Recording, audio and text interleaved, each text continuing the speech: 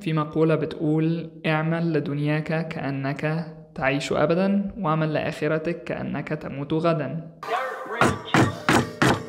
ده مش حديث على فكرة، عشان في ناس هتفضل تكتب في الكومنتس ده حديث. مش حديث. اعمل لدنياك كأنك تعيش أبدا في وجهة نظري دي فكرة مدمرة. مش دي أحسن طريقة تفكر فيها في حياتك، لأنك أنت مش هتعيش أبدا وإحنا عارفين ده. أنت مش عارف أنت هتعيش بكرة ولا لأ. في طريقة تانية للتفكير أنا في وجهة نظري إنها أحسن. اعمل لدنياك وآخرتك كأنك تموت غدا، لأن الشطر الأول ممكن يخليك إنك تتواكل، تتريث، تتأخر في إنك أنت تعمل الحاجة اللي مطلوبة إن أنت تعملها في حياتك. والطريقة دي من التفكير ممكن تكون مؤذية للفرد والمجتمع، وأنا هشاركه طريقة أفضل. الموت من الأشياء الصعب جدا إن احنا نتكلم عنها، بس الواقع اللي احنا عايشين فيه وقواعد الدنيا اللي احنا بنلعب بيها إن احنا كلنا هنموت. لو مكتوب ليك إنك هيكون آخر يوم ليك بكرة، يا ترى هتشرب السيجارة النهاردة ولا هتبطل تدخين؟ عايز تموت مدخن ولا عايز تموت كشخص بطل تدخين؟ هل هتتمرن ولا هتقول خلاص مفيش داعي للتمرين؟ هل هتجتهد ولا هتقول لا مفيش داعي للاجتهاد؟ ايه الحاجات اللي انت عايز تنهي بيها حياتك؟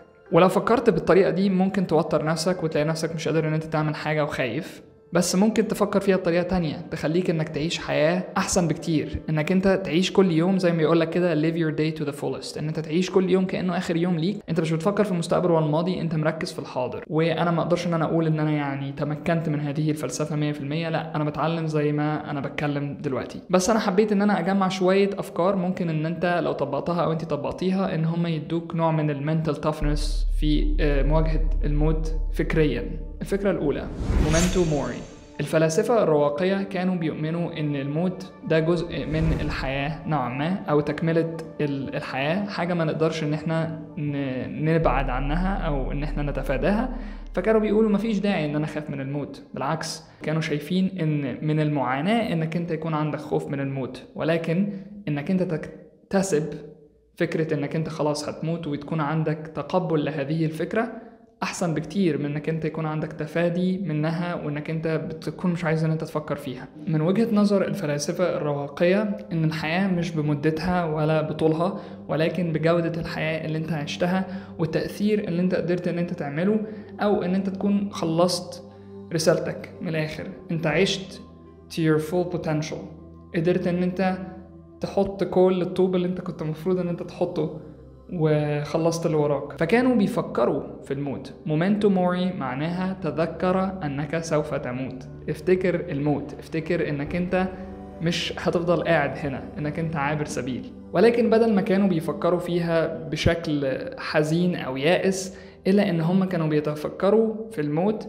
علشان يكتسبوا نوع من الشجاعة في مواجهة أي حاجة بيمروا بيها في الحاضر دلوقتي. لو أنت عايش كل يوم عامل حسابك أن أنت هتموت في آخر اليوم، بتحاول أن أنت تخلص الحسابات اللي وراك طول اليوم علشان تحس أنك أنت يعني زي ما بيقولوا كده قفلت الشيك. يعني ده معناه إيه؟ أنك أنت بتسعى في اليوم بجد، بتخلص اللي وراك بجد.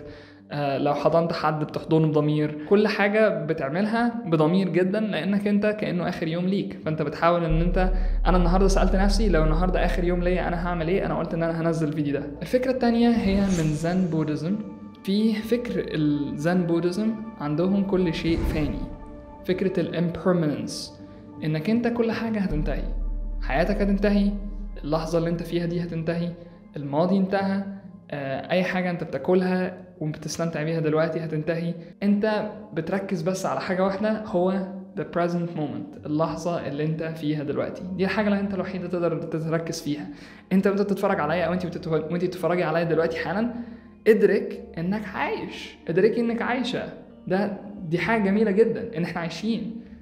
ايه اكتر من كده؟ في ناس كتير جدا مش عايشين. الموضوع الصراحة لو الواحد ادرك ابعاده، كمية ال possibilities زي ما بيقولوا endless. ففي تشابه جدا ما بين فكر الزن وفكر الستويسيزم. الستويسيزم هم بيفكروا أكتر في الموت وبيفكروا إن أنا لو هموت النهاردة أنا هعمل إيه، لكن الزن نوعا ما بيكاونتر شوية من الفكر ده، بأنه بيقولك لا مش لازم تفكر غير في اللحظة اللي انت فيها دلوقتي، الوقت الحاضر اللي انت فيه، يكون عندك نوع من المايندفولنس أو التأمل. فلو انت عملت ميكس ما بين الاتنين دول هيديك نوع من في وجهة نظري أو من تجربتي الشخصية السلام الداخلي. الفكرة الثالثة هي حاجة أنا اتعلمتها متأخر، ولكن هي حاجة أنا نوعا ما لقيت نفسي كنت بعملها مش واخد بالي إن أنا بعملها، وهي حاجة اسمها the third door mentality أو فلسفة الباب الثالث. الفكرة إيه؟ إن بيكون في 3 أبواب. الباب الأول اللي معظم الناس بتدخل منه هو المين انترنس، الباب اللي معظم الناس بتمشيه، إنك أنت مثلا هتروح المدرسة وبعدين هتروح الجامعة وبعدين هتروح الشغل وتعمل كل حاجة بيتقالك عليها بالظبط وبحذافيرها. وبعدين في باب تاني اللي هو الVIP. الباب ده الناس بتدخل منه مثلا لو أنت مشهور، عندك كونكشنز، عندك فلوس. الارجيومنت بقى بتاع الكتاب ده ان في دايما باب تالت، حتى لو مفيش باب انت بتخلقه. لو عندك الشجاعة المتطلبة ان انت تاخد شوية ريسك، وعندك الابداع المتطلب ان انت تفضل تدور كده على حاجة يعني الناس مش شايفاها، هتعرف ان انت تلاقي طريقة.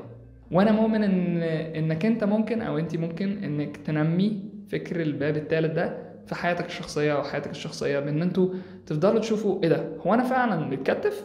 ولو عندك الفكر الباب التالت ده هتعرف تلاقي دايما طريق إن أنت توصل لأهدافك، حتى لو مفيش طريق متاح ليك إنك أنت تدخل من الباب الرئيسي أو الVIP دور. يعني بحاول بس أجمع بعض من الأفكار اللي في هذه الفلسفات المختلفة بحيث إنها يعني تعمل ميكس كويس. يعني بنعمل فخفخينة، عصير قصب على سحلب بقى، ردعة نمر، مش عارف بيقولوا ايه الحاجات دي، كانت زمان وقت ما انا كنت بشرب قصب في مصر يعني.